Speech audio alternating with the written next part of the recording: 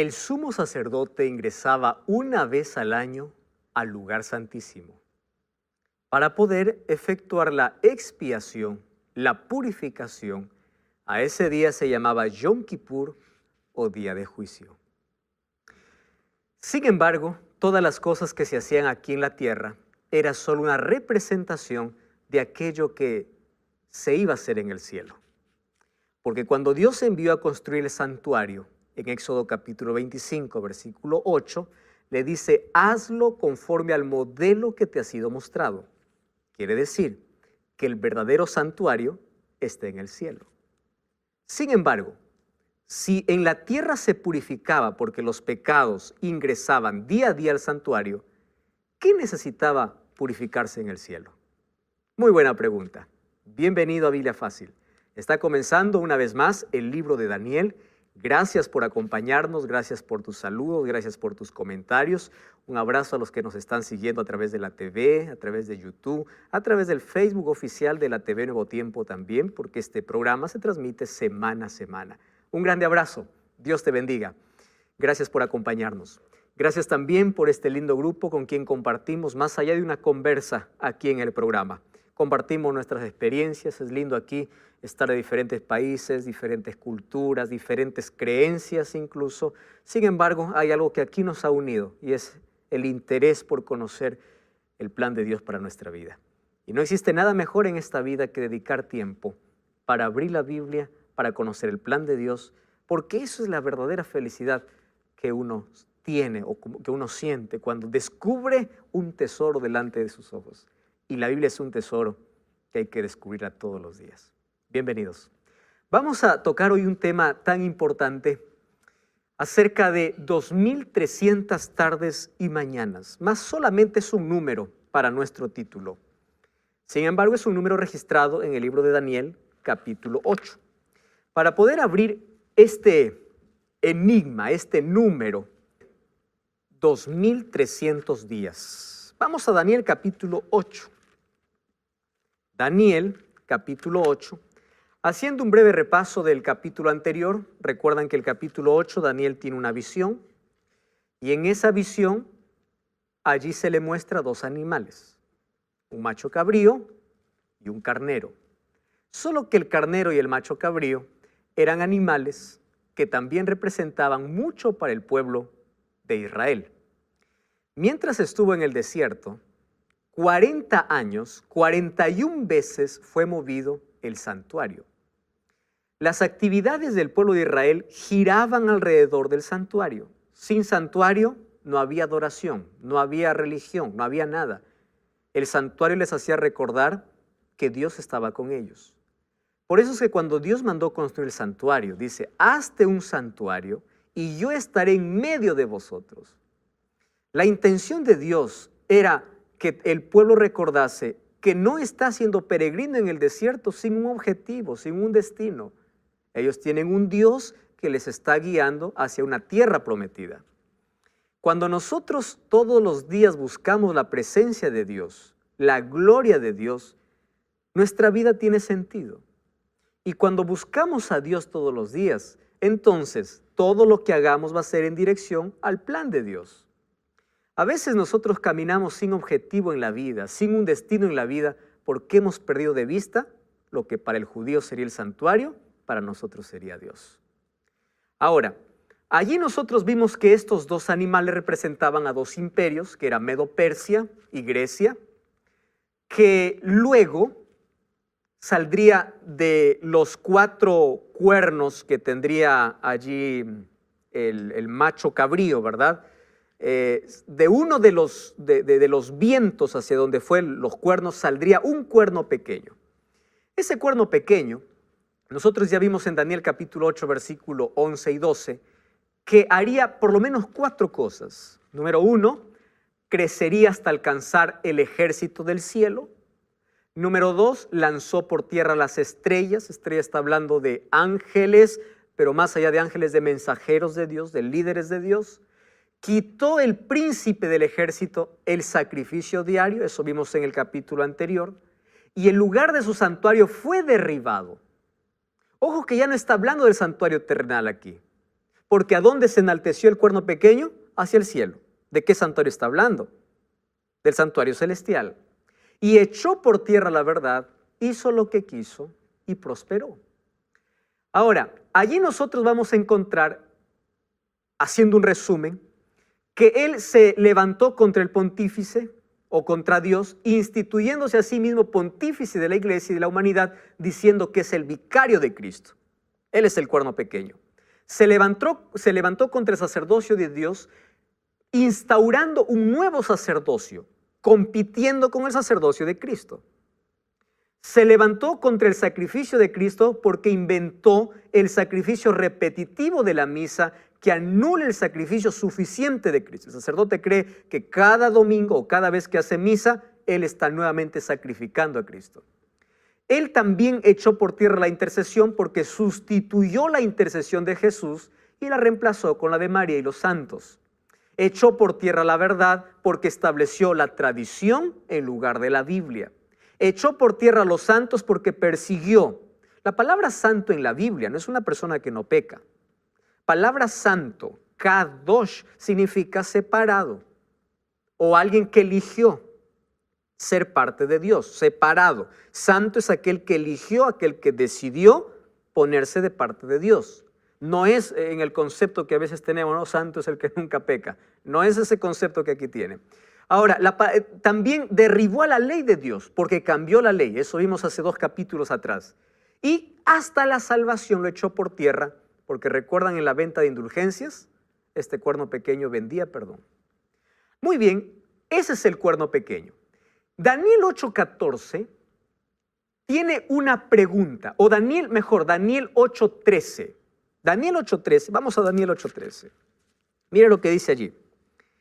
Entonces oí hablar a un santo y a otro de los santos. Recuerden que Daniel está en visión. Aquí son seres celestiales que hablan. Y le preguntaba y le decía, ¿hasta cuándo durará la visión del sacrificio continuo? La prevaricación asoladora, recuerdan que les dije que era prevaricación asoladora, ¿qué cosa se llamaba? Abominación, todo aquello que se instituye en contra de Dios. ¿Y hasta cuándo será entregado el santuario y el ejército para ser pisoteado? Esta es la pregunta clave, ¿verdad? ¿Hasta cuándo? O sea, ¿hasta cuándo vamos a permitir tanta abominación? ¿Hasta cuándo este cuerno pequeño va a tirar todo a tierra? ¿Hasta cuándo? La pregunta ¿hasta cuándo? Es clave. Y el versículo 14 es la respuesta. Miren lo que dice el versículo 14. Y él me dijo, ¿qué cosa dijo? Hasta 2300 tardes y mañanas, luego el santuario será purificado. ¿De qué está hablando? Del sistema de sacrificios y del día de purificación. Entonces la pregunta es, ¿hasta cuándo el cuerno pequeño? Ahora, ¿recuerdan ustedes cuándo surgió el cuerno pequeño? Desde el año 538 hasta 1798. Estamos hablando de su poder absolutista y perseguidor. Eso no significa que es un poder que dejó de ser inactivo. Ahora está activo y según Apocalipsis, un poquito más adelante, una vez más, va a ser lo mismo. Ahora, fíjense lo siguiente. ¿Hasta cuándo? Entonces le dice, hasta 2300 tardes y mañanas. Luego el santuario será purificado. Eso es la única respuesta. Ahora viene el versículo 15. Aconteció que mientras yo, Daniel, consideraba la visión, procuraba comprenderla. Pobre Daniel, ¿verdad? Aquí dijo, ¿qué trata tanto número? Procuraba entenderla. Y se puso delante de mí uno con apariencia de hombre, y oí una voz de hombre entre las riberas del Ulai que gritó y decía, Gabriel, enseña a este la visión. Vino entonces donde yo estaba, y al venir me asusté y me postré sobre mi rostro, pero él me dijo, entiende, hijo de hombre, la visión, ¿para cuándo es? Tranquilo, no es para tu tiempo.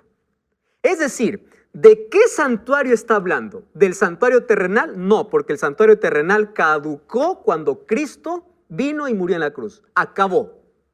Y cuando dice es para el tiempo del fin, no estaba hablando más de un santuario terrenal. ¿De qué estaba hablando? De un santuario celestial. Esto es para el tiempo del fin.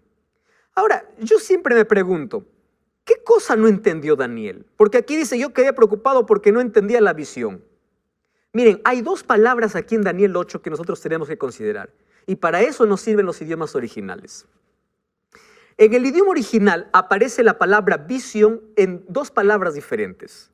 Una palabra para decir visión es la palabra jasón. Y la otra es la palabra mare o mará. Mare.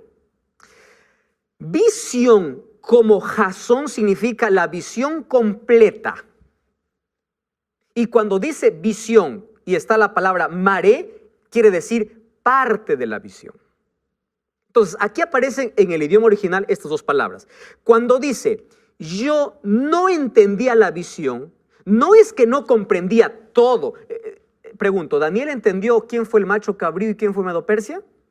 ¿Quién fue el carnero? Claro que lo entendió, porque el ángel le dijo, esto representa tal, esto representa tal. Él entendió eso. Lo que no entendió era una parte. ¿Qué cosa no entendió? Esto. Hasta 2300 tardes y mañanas. ¿Qué es eso? ¿Qué santuario va a ser purificado? Entonces el ángel le dice, tranquilo, eso es para el tiempo del fin. Muy bien. Tardes y mañanas. Hay algunos por allí que dice que cuando se refiere a 2300 tardes y mañanas se está refiriendo a 1150 días, con la intención de colocar al cuerno pequeño como Antíoco. ¿Recuerdan de ese hombre que yo les hablé? De un rey Seleucida. Pero miren, aquí es tan claro al decir 2300 tardes y mañanas, no está hablando de sacrificios de tarde y mañana, está hablando de días completos. Y les voy a explicar. Daniel era un conocedor de la Biblia, del Pentateuco, de los 5 primeros libros de la Biblia. ¿Por qué él toma o por qué a Daniel se le muestra tarde y mañana? Vamos a Génesis capítulo 1. ¿Está? Génesis capítulo 1. Vamos a tener la seguridad primero que se trata de 2300 días, porque si no estamos mal. Vamos a allí en la escuela preterista o en la dispensacionalista. Génesis capítulo 1. Muy bien, vamos a leer, versículo 5. Llamó Dios a la luz día, a las tinieblas noche, ¿y qué cosa dice? Fue la tarde y la mañana. Ahora les pregunto, ¿a cuánto equivale una tarde y una mañana? ¿Está claro el asunto? Muy bien. Tarde y mañana, ¿cuánto equivale? Y si ustedes leen todo el capítulo 1, para cada día, tarde y mañana. Ahora escuchen. ¿Cómo Dios dividió los días? Jesús dijo, el día tiene 12 horas oscuros y 12 horas claras. Miren, para nosotros un día, ¿qué horas comienza? A la medianoche. Eso es para nosotros y eso no está bien. Bíblicamente, un día comienza en la tarde hasta la mañana del día siguiente. Les explico. Cuando el sol se pone, está terminando un día y está comenzando otro. Entonces, tarde, noche, 12 horas oscuras. Al día siguiente, cuando el sol se oculta, acabó un día. No comienza a la medianoche. ¿Cuándo comienza? A la puesta del sol. Por eso dice, tarde y mañana, un día. Es por eso que en el mundo cristiano de aquellos que guardan el sábado, cuando es viernes y el sol se pone, le dicen feliz sábado. Entonces están locos. Si hoy es viernes, no, porque bíblicamente es tarde y mañana. ¿Cuándo comienza el sábado entonces? El viernes a la puesta del sol. ¿Cuándo termina el sábado? El sábado a la puesta del sol. Tarde y mañana. ¿A cuánto representa? A un día. ¿Comprenden este asunto? Tenemos que ahora pensar cómo en la Biblia fue escrito o cómo Dios determinó. Bueno, después vinieron todos los cambios porque el cuerno cambió tiempos y ley también. Tiempos también cambió, ¿verdad? Muy bien, entonces está refiriéndose a días completos. Porque si no fuese así, cuando dice el diluvio vino sobre la tierra 40 días y 40 noches, hubiese dicho solamente fueron 20 días. Eso es ilógico. O si nosotros decimos tarde y mañana representa a la mitad o a 1150 días, como algunos dicen, entonces Dios no hizo toda la creación en una semana, sino en 3 días y medio. La Biblia es tan clara al decir tarde y mañana equivale a un día. ¿Está claro ese asunto? Genial. Muy bien. Ahí incluso usa una palabra, erek boker, que es la misma que usa en Génesis, tarde y mañana, para referirse a un día. Ahora fíjense, dice será purificado. Purificado. Entonces aquí viene la pregunta. Si en el cielo no hay pecado, ¿verdad? Ya se preguntaron ustedes, ¿y por qué necesita ser purificado? ¿Qué significa purificar? Purificar significa sacar la suciedad o la impureza de lo que está sucio. Manchaste la camisa, vas a purificarlo, no solo con agua, si es necesario poner lejía. Purificar es volver a su estado natural, sin mancha. Y ahora, ¿qué necesitaba ser purificado en el cielo? Ahora, ¿recuerdan ustedes la abominación asoladora que hizo el cuerno pequeño? Todo lo que hizo en contra del ministerio de Cristo. ¿Se acuerdan ustedes del día de la expiación? Los pecados eran transferidos ¿a dónde? Del pecador al cordero. ¿Y del cordero a dónde entraba? Al santuario. El santuario era purificado porque cuando moría otro cordero en el día de la expiación, todos los pecados acumulados salía. ¿Y a dónde los llevaba? A un macho cabrío que estaba afuera esperando para morir en el desierto, en representación al diablo, porque él es el culpable de todo pecado. Cristo nos rescató con su sangre, pero finalmente el diablo pagará por todo lo que hizo. ¿Correcto? Ahora, fíjense una cosa, libre de impurezas en el cielo. ¿Y por qué? Para eso nosotros tendríamos que comprender bien el santuario en la tierra. De paso les mencioné que el santuario es el tema principal en toda la Biblia. Miren, en el Pentateuco el santuario está mencionado 45 veces. Entre los profetas, 45 veces más. En el Antiguo Testamento, más de 150 referencias lo hacen para el santuario. Salmos fue escrito para el santuario. Y Apocalipsis fue escrito también tomando los compartimentos del santuario. Es decir, en toda la Biblia, el santuario es un tema principal. ¿Por qué? Porque en el santuario estaba la representación del sacrificio de Cristo. Por eso es que Cristo llega a ser el centro de todo. Ahora, fíjense lo que sucede. Cuando Dios pide a Moisés que haga un santuario, según Éxodo 25:8, le pide que lo haga según el modelo que le muestra. Quiere decir, el original está allá en el cielo. Ahora, este santuario tenía una purificación que era una vez al año. ¿Recuerdan cuándo se hacía?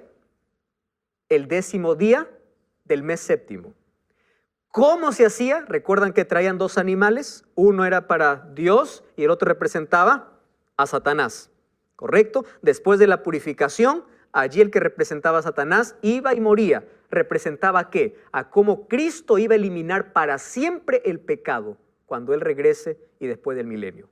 ¿Está bien? Ahora, ¿por qué se hacía? Porque durante todo el año entraba, se transfería el pecado del pecador al cordero, del cordero al santuario. ¿Para qué? Para mostrar mediante imágenes cómo Dios trata al pecado. Eso era el resumen de la purificación.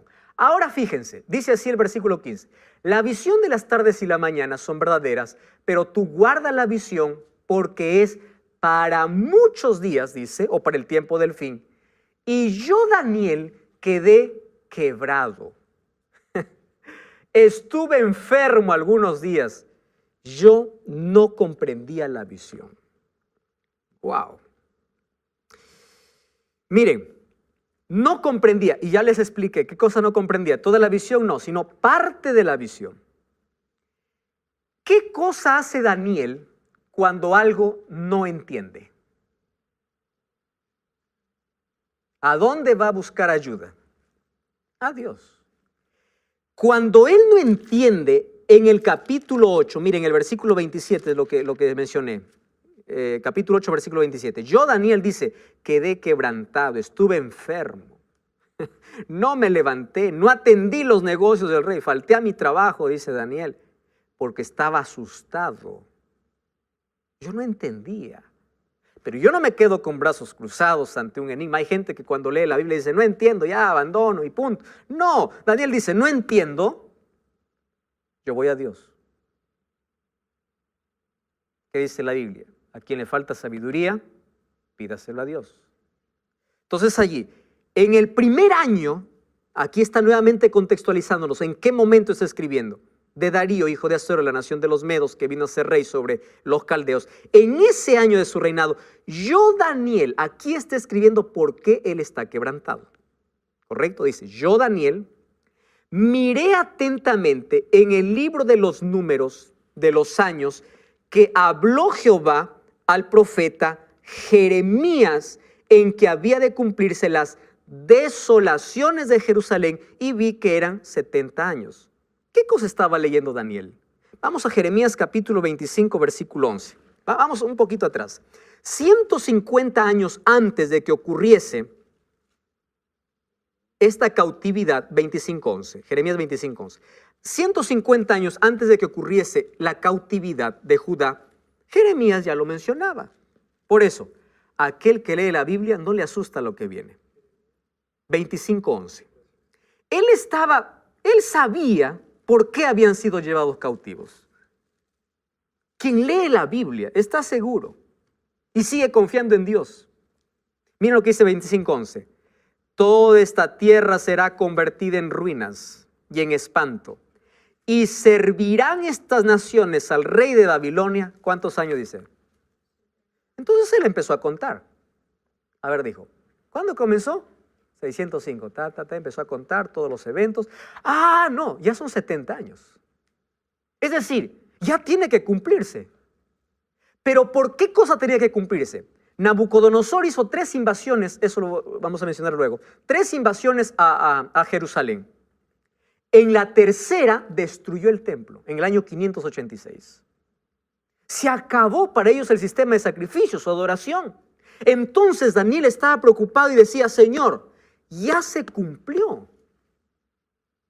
Y ahí él empieza a orar y dice, volví mi rostro a Dios buscándole en oración, en ayuno. Estaba con ropas ásperas. Versículo 5 le dice, Señor, hemos pecado. ¿Saben qué cosa me gusta de la oración de Daniel? Daniel, por más que sea fiel a Dios, él no dijo, Señor, yo estoy sufriendo por la culpa del otro. ¿Era fiel Daniel o no? Sí. Pero él se involucró y dijo, hemos pecado. Yo les voy a decir algo importante. ¿Saben a dónde nos lleva la oración? A tener más luz sobre nuestra condición. Cuando tú te miras en un espejo y no hay mucha luz, tú te ves perfecto. Le pones mayor luz, ves una imperfección. Y le pones más luz, más imperfecto te ves. ¿Por qué? Eso hace la oración. La oración te hace depender de Dios, porque allí cuando más oras, te ves más imperfecto y sabes que necesita más de Dios. Por eso es que la persona que vive lejos de Dios se siente capaz, se siente perfecto, porque está en la oscuridad. Pero mientras más vea la luz, más pecador se siente. Y aquí Daniel cuando ora dice, Señor, hemos pecado, yo soy transgresor, yo he cometido iniquidad, perdónanos por favor. Ahora, esto es Biblia Fácil. Gracias por acompañarnos en este estudio semanal de la Biblia. Estás con Biblia en mano. Estamos hoy hablando acerca de Daniel capítulo 8 y hay una pregunta que dejó perturbado a Daniel. ¿Hasta cuándo será toda esta desolación, este enaltecimiento, el cuerno pequeño? Y le dice, hasta 2300 tardes y mañanas. Él está preocupado y el capítulo 9, allí me muestra que Daniel no se queda con brazos cruzados, sino busca a Dios en oración. Reconoce su pecado, pide por todo su pueblo y el capítulo 9, la mitad del libro, habla sobre su oración. Quiere decir que la oración, ¿qué cosa es? Es una conversación con Dios. La oración no es un rezo, no es algo aprendido, no es algo mecánico. Cuando yo me acuesto y digo, Padre nuestro que estás en los cielos, santificado sea tu nombre, gracias por el día, amén. Yo estoy diciendo algo mecánico. Cuando yo me levanto y digo, Señor, bendíceme este día, amén, eso es algo mecánico. O cuando yo me aprendo algún rezo y repito todos los días, Dios no acepta eso. Dios acepta una confesión sincera. Cuando tú ores, dile lo que sientes. Daniel, ¿qué cosa estaba discutiendo con Dios? Señor, cumple tu promesa.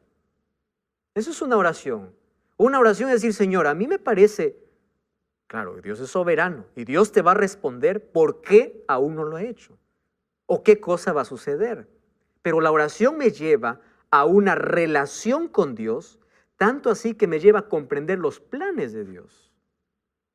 Entonces, la mitad del libro está para decir que Daniel ora, ¿correcto? Ahora, miren el versículo 20 del capítulo 9. Dice así: aún estaba hablando, orando y confesando mi pecado y el pecado de mi pueblo. Qué maravilla, ¿no? Uno puede mirar a Daniel y decir, no, este ya no es pecador, ¿para qué necesita orar?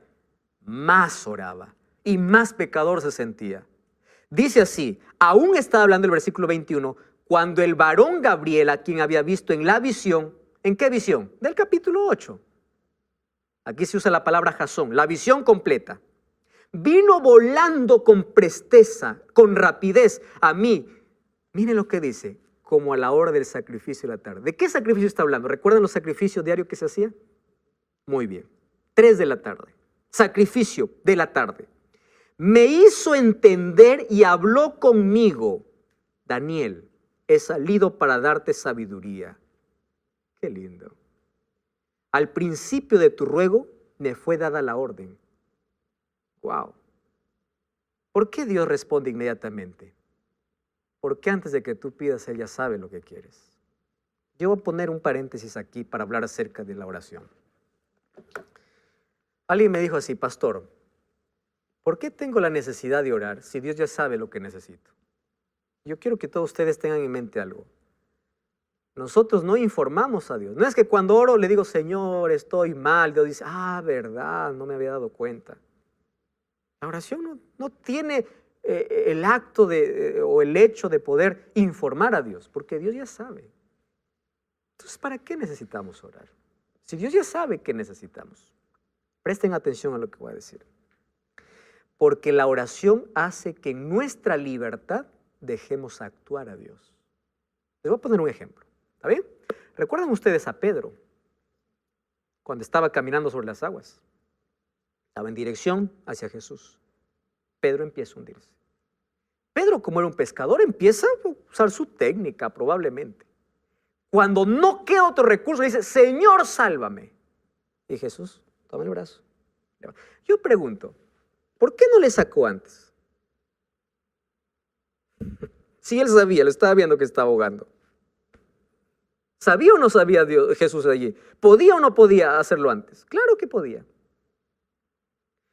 Pero escúchame, Dios no va a poder actuar en nuestra vida sin que tú le permitas. Porque si Dios hiciera, el diablo se pondría y dijera, ¿por qué te metes si ni siquiera te pide ayuda? Tú estás rompiendo la libertad. ¿Están entendiendo ustedes cuán necesaria la oración en el conflicto? No informamos a Dios. La oración nos enseña a depender de Dios, no a informarle, sino a dejarle actuar en nuestra vida, permitirle actuar en nuestra vida. Por eso más oración. Ahora cierro el paréntesis.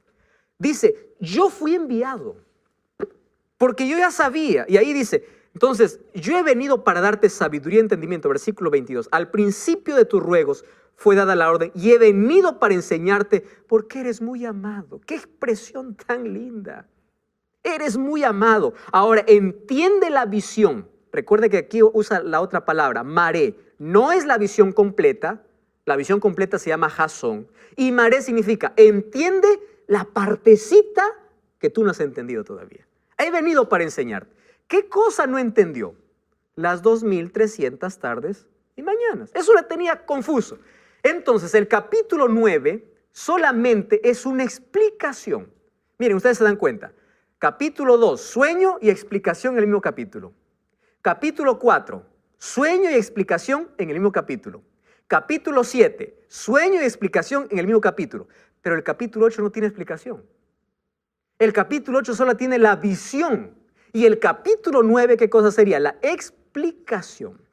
Ahora, ¿qué cosa ocurre aquí? Ahí entonces, para comprender este asunto, tenemos que colocar la base. Vamos a Números 14:34. Miren, Números 14:34. Allí dice la Biblia, así, Números 14:34. Conforme al número de los días, de los 40 días que empleáis en reconocer la tierra, cargaréis con vuestras iniquidades. Dice así, 40 años, un año por cada día. ¿De qué está hablando? No de 40 días literales, sino a cada día. ¿Cómo se debía interpretar? Como un año. Si nosotros vamos a Ezequiel capítulo 4, versículo 6, vamos a encontrar la misma expresión, ¿correcto? Para que nadie piense que somos nosotros los que inventamos la expresión día por año. Ezequiel capítulo 4, versículo 6 y versículo 7, dice así, 4:6.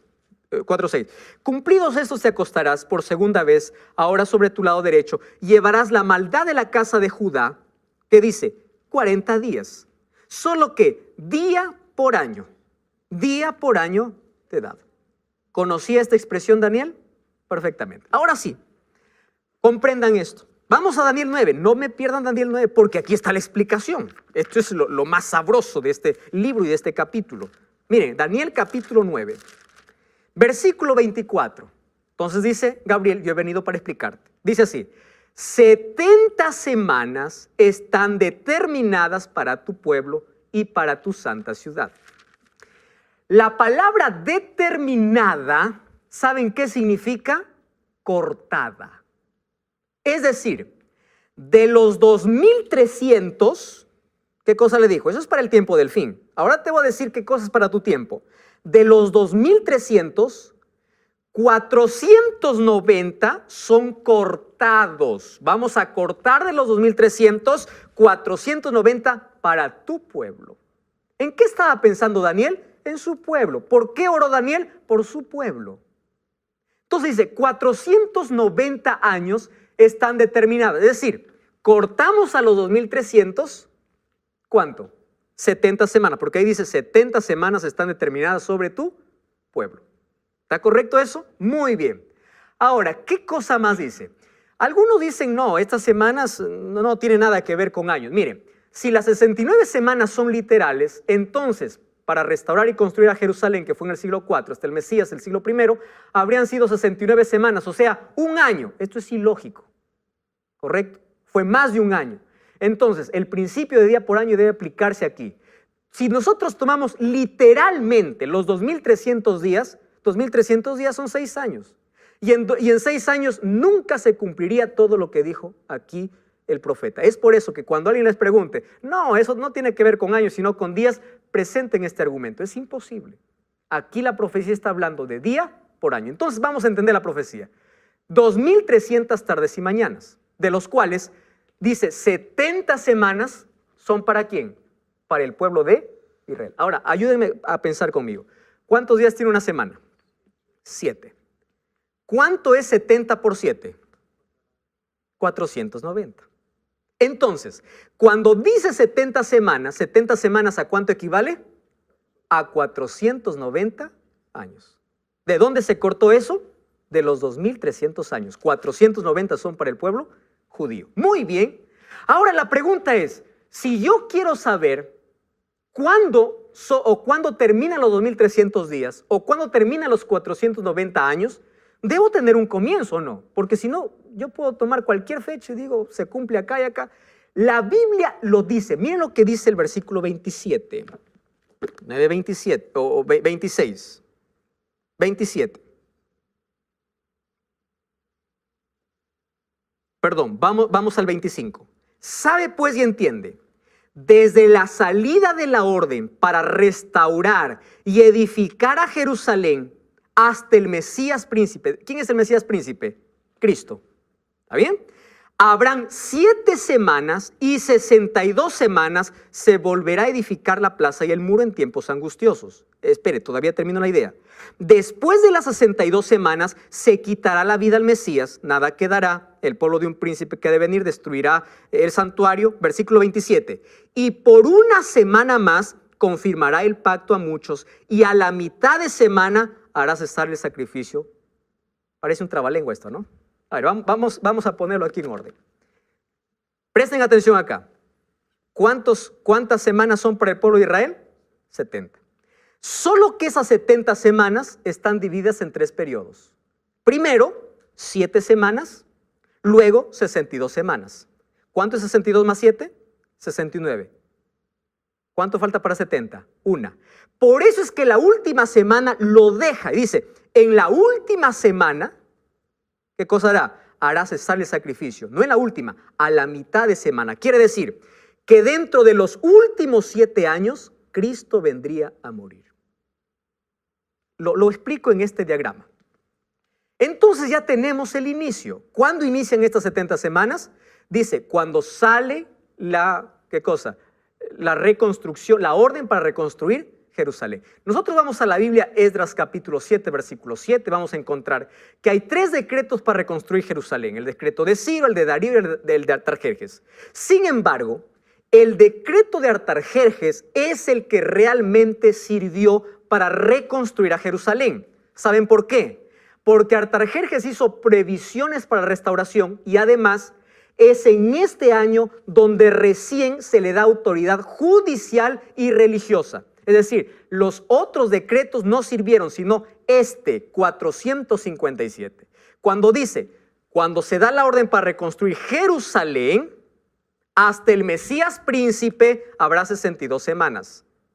Antes le dice, en 7 días o en 7 años se terminará de reconstruir el muro.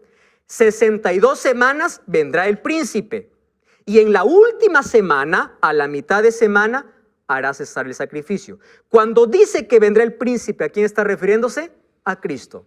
Cuando dice que cesará el sacrificio, ¿a qué se está refiriendo? A la muerte de Cristo. Ahora, si eso está entendible, entonces aquí vemos lo siguiente. ¿Cuándo comenzó la profecía? En el año 457. Si nosotros sumamos los 490 años, recordando que aquí no existe el año 0, ¿está bien? Vamos hasta el año 34. ¿Qué sucedió el año 34? Esteban fue apedreado. ¿Qué cosa le dijo Dios a Daniel? 70 semanas son para tu pueblo de oportunidad. ¿Saben por qué? Porque el pueblo de Dios, por más que habría sido el pueblo elegido,